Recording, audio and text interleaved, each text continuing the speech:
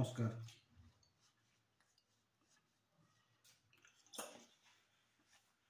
বিধিবত সতর্কীকরণ।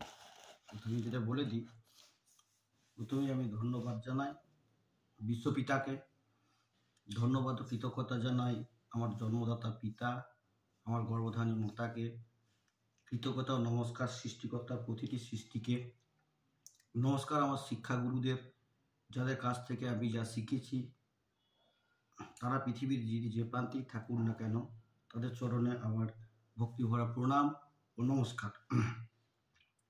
আমি কায় ও মনোবাক্যে স্বীকার করছি, জন্ম থেকে যে খাবারটা খাচ্ছি সেটা অন্য লোকের পরিশ্রমের দান।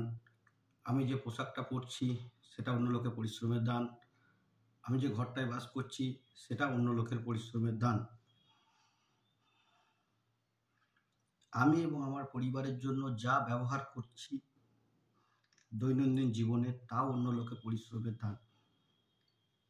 তাই হে বিশ্বপিতা, আমাকে শারীরিক এবং মানসিকভাবে সুস্থ রাখুন, যাতে আমি আমার নিজের কর্মের মাধ্যমে নিজেকে ঋণমুক্ত করার চেষ্টা করতে পারি। বেশি কিছু বলা হয়ে গেলে ভুল ত্রুটি নিজ গুণে ক্ষমা করে দেবেন। বীর ও উদার মনস্ক মানুষই ক্ষমা করতে পারেন। ক্ষমাই বীরের ধর্ম। যদি কেউ ভেবে থাকেন যে আমি গ্রহ, নক্ষত্র, জ্যোতিষ, বাস্তু, রাশিফল নিয়ে টোটকা বলবো, তাহলে করজোরে নিবেদন আমার ভিডিও দেখবেন না। সময় ও নেট ব্যালেন্স নষ্ট করবেন না, কারণ আমি কারো সময় ও অর্থ নষ্ট করতে চাই না। আমি শুধুমাত্র মানুষকে আনন্দ দেওয়ার জন্য, গুরুর কৃপায়, ভগবত কৃপায়, যারা নিজেকে ভালোবাসতে চান তারা অতি অবশ্যই শুনুন। আমি আমার অনুভব জানাচ্ছি মাত্র, আমি কোনো কিছুই বিজ্ঞাপন করছি না। মানুষ কীভাবে ভালো থাকতে পারে আমার অনুভব, কোনো কিছুর পক্ষে বিপক্ষে এগুলো আমি বলতে চাইছি না। আমি কৃতজ্ঞতা ও নমস্কার জানাই আমার পরিবারকে, আমার বন্ধুদের, সর্বশেষ আমার ধর্মপত্নী সহধর্মিণী শ্রীমতীকে, যিনি এবং যারা আমার এই পাগলামি সহ্য করে চলেছেন তাদেরকে। আসলে আমার মাথায় যখন যা আসে আমি খাতায় লিখতে না পারলে আমার ঘুম আসে না, তাই মাঝরাতে কখনো রাস্তায় খাতা ও কলম নিয়ে বসে যায়। খাতায় না থাকলে মাথায় রাখতে পারি না। তাই হে বাগদেবী, হে মাতা, যে উপগ্রে বাস করো, অকথা কুকথা বহু কিছু বলি, অখাদ্য কুখাদ্য ভক্ষণ করি, আমার মধ্যে বাকশুদ্ধি দাও এই অজ্ঞান, এই অধমকে। রাত 12:30টায় শুয়েছি, 3টেয় উঠেছি, তারপরে কিছু লিখেছি নিজের মনের কথা। হে সুহৃদ, হে সখা, হে বন্ধু, আমাদের দেশ মুনি ঋষি সাধু গুরু বৈষ্ণবদের দেশ, আধ্যাত্মিকতার দেশ।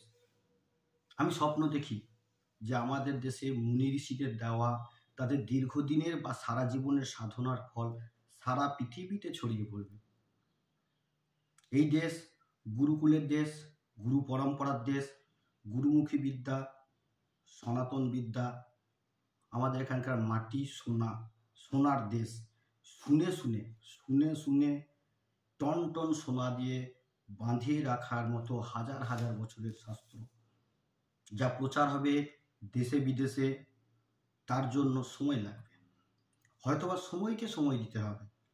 মুনি ঋষিরা চাইলে অনেক ধন দৌলত উপার্জন করতে পারতেন, কিন্তু তারা তা না করে আজীবন সাধনা করে গেছেন, নিঃস্বার্থভাবে লাগাতার কঠোর পরিশ্রম করে, নিজেদেরকে কাছে না রেখে গুরু শিষ্য পরম্পরায় বিলিয়ে দিয়ে গেছেন, যাতে সাধারণ মানুষের জীবনযাত্রার মান উন্নয়ন হয়, সুস্থ স্বাভাবিক জীবনযাত্রা।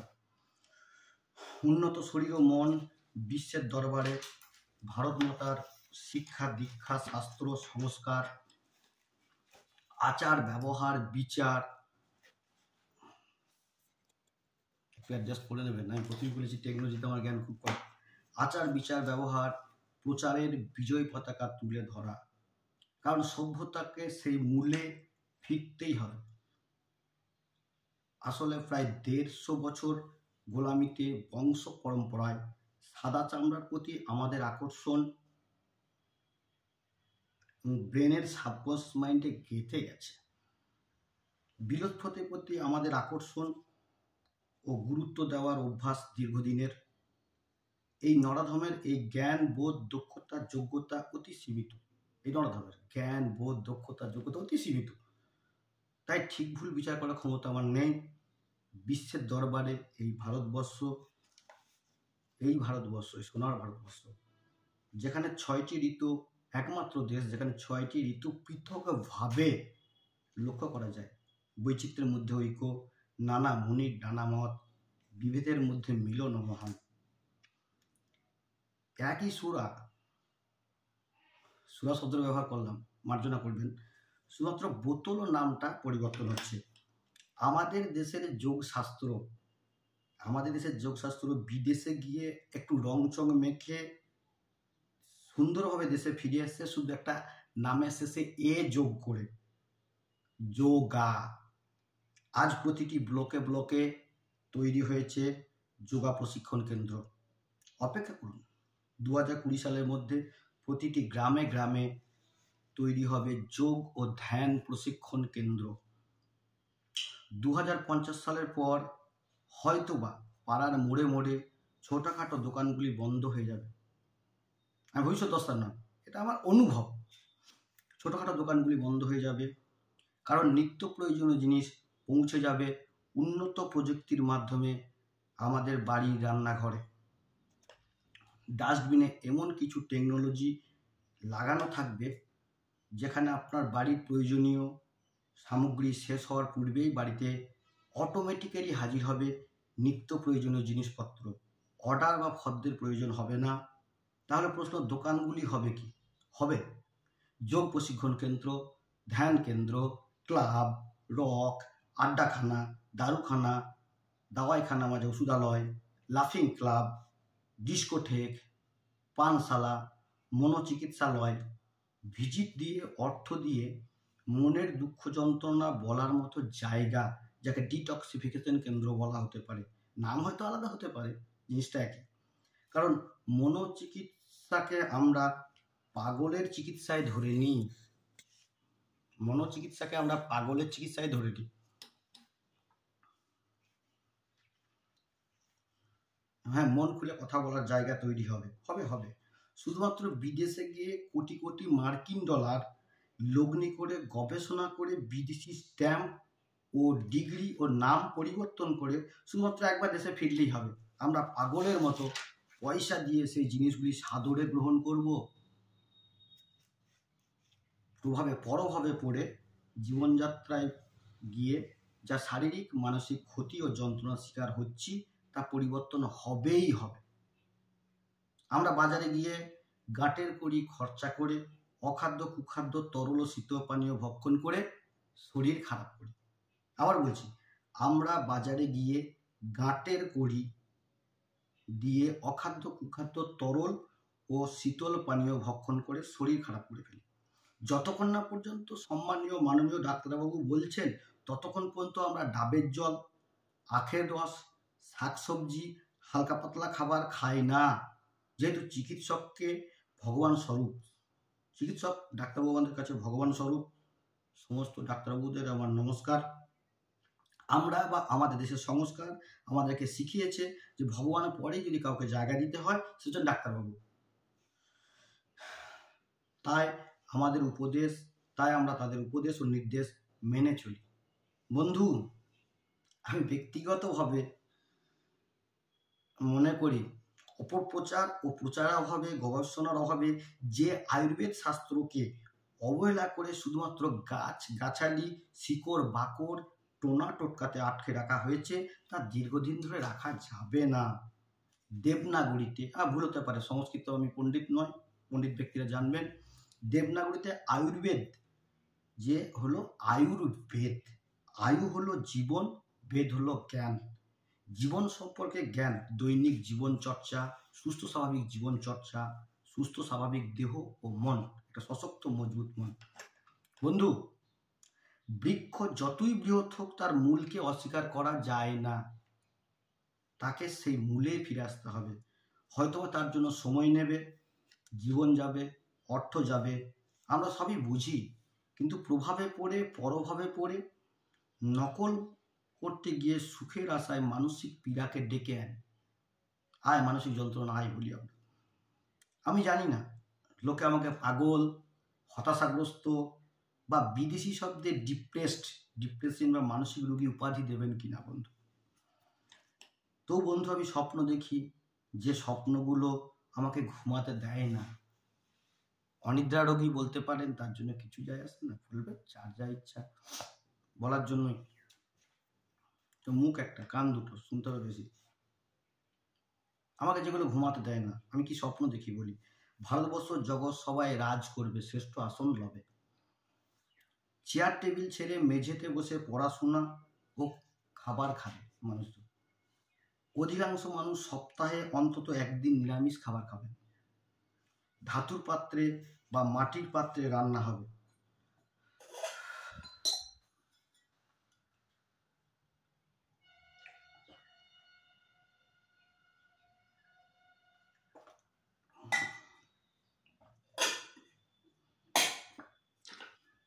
জলের বোতল ছেড়ে ধাতুর পাত্র বা ঘটি,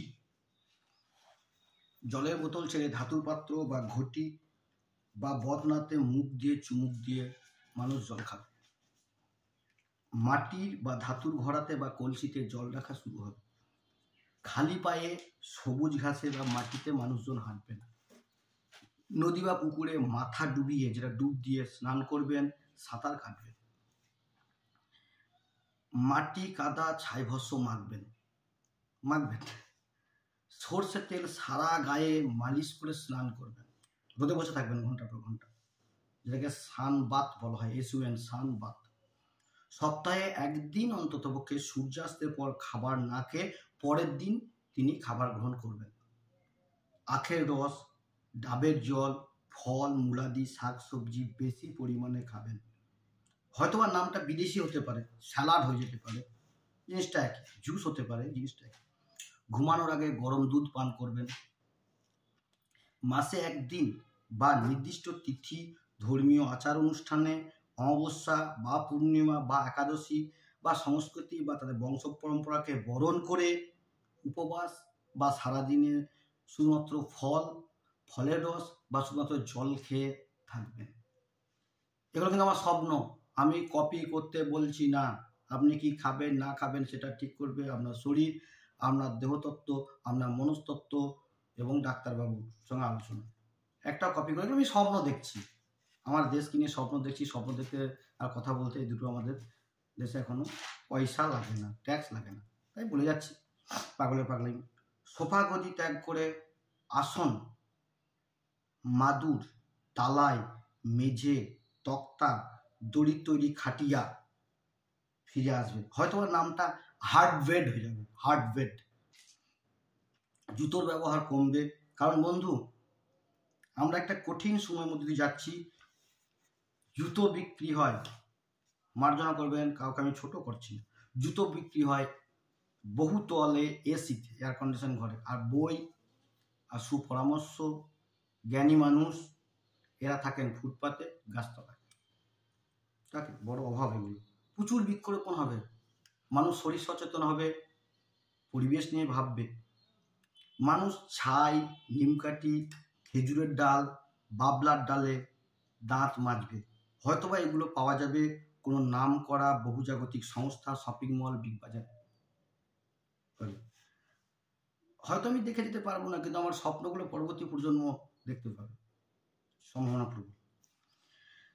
মানুষ আবার শারীরিক ব্যায়াম, শরীরচর্চা, যোগাসন, প্রাণায়াম নিয়মিত করবে। বাড়িতে অতিথি এলে শীতল উষ্ণ তরল পানীয়, আমি নাম করতে পারলাম না জিনিসগুলো কি, কারণ কপিরাইটে পড়ে যাবে কিনা কে জানে, সেই জন্য বলছি, আপনারা বুঝলেন, জ্ঞানী মানুষ আপনারা বোঝেন। শীতল উষ্ণ তরল পানীয়, চা কফি দিয়ে বরণ না করে কি ফিরে আসবে, গুড় জল, শরবত, ফলের রস দেওয়া হবে।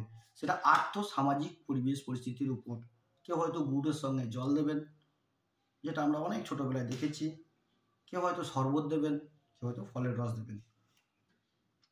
কমোড, ওই ওয়েস্টার্ন টয়লেট যেটা বলা হয়, অনেক রকম আছে, হ্যাঙ্গিং আছে, কমোড আছে। তাকে কমোড ব্যবহার কমবে, ইন্ডিয়ান টয়লেট সিট আবার ব্যবহার করা শুরু হবে। খাদি, সুতির পোশাক, ধুতি, পাঞ্জাবি, ঢিলেঢালা পোশাক ব্যবহার হবে। বসে মূত্রত্যাগ শুরু হবে।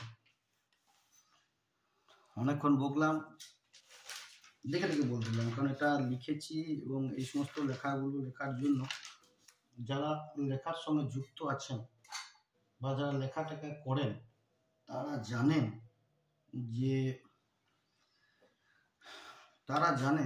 যে যা খুশি বলা যায়, যা খুশি লেখা যায় না। আর আবার বলছি, কপি করবেন না, জোরহাত করছি, ক্ষমা চেয়ে নিচ্ছি, কপি করবেন না। এগুলো আমার স্বপ্ন, আমি জানালাম। অনেকে বলে স্বপ্ন, তোর স্বপ্ন জানানোর কি দরকার। মিডিয়ার যুগ, মাল্টিমিডিয়ার যুগ, সোশ্যাল মিডিয়ার যুগ। যদি কারো একটু একটু একটু উপকার আসে, একটু, তাহলে আমি ধন্য। আমার এই সাধনা ধন্য, সাধনা এখনো করছি। এই জাস্ট কোভিডের পর শুরু করেছি। 12 বছর আমিও সাংসারিক মানুষ, কর্মজীবী মানুষ। সেখান থেকে যা পেয়েছি সেগুলো আমি আমার জীবনে দীর্ঘদিন ধরে প্রয়োগ করি, টানা প্রয়োগ করি। প্রয়োগ করার পরে, কারণ রিলেভেন্ট যেগুলো রিলেভেন্ট মনে হয় সেগুলো আমি প্রয়োগ করি, বাকিটা ছেড়ে দিই। ভালো থাকবেন, সুস্থ থাকুন, নিজেকে ভালোবাসুন, আনন্দ থাকুন। পরমানন্দ, পরম মানে হচ্ছে শ্রেষ্ঠ, পরম মান, চরম মান, পরম মানে হচ্ছে শ্রেষ্ঠ আনন্দ। পরমানন্দ কথাটাকে ভাঙুন, পার্মানেন্ট আনন্দ, খুশি হচ্ছে সেই state, flowing of mind. It can be feel, এটা ফিল করতে হয়, এটা অনুভব করতে হয়, এটা উপভোগ করতে হয়। এটাকে ভাষায় প্রকাশ করা যাবে না। ধন্যবাদ, নমস্কার। প্রত্যেকে তাদের যথাযোগ্য সম্মান। ভালো থাকুন, আনন্দে থাকুন, নিজেকে ভালোবাসুন। কারোর ক্ষতি না করে নিজেকে ভালোবাসাটা স্বার্থপরতা নয়, আমাদের মোরাল ডিউটি। আত্মাকে ফিল করা। আমরা যখন আনন্দে থাকি, যখন আমরা প্রচণ্ড আনন্দ থাকি, তখন আমরা আত্মাকে ফিল করতে পারি। আত্মা আমাদের মধ্যে আছে। এবং প্রথম কথা, বিতর্কে যাব না। বিতর্কে যাওয়ার জন্য জ্ঞান চাই, তর্ক বিবাদে যাচ্ছি না। আত্মাকে তখনই টাচ করতে পারি যখন আমরা আনন্দে থাকি। ওই জন্য পরমানন্দ বলা হয়, পরম আনন্দ, পার্মানেন্ট আনন্দ। ওই ফ্লোয়িংটা যখন আস্তে আস্তে বাড়বে, তখন সেটা ভালো হয়।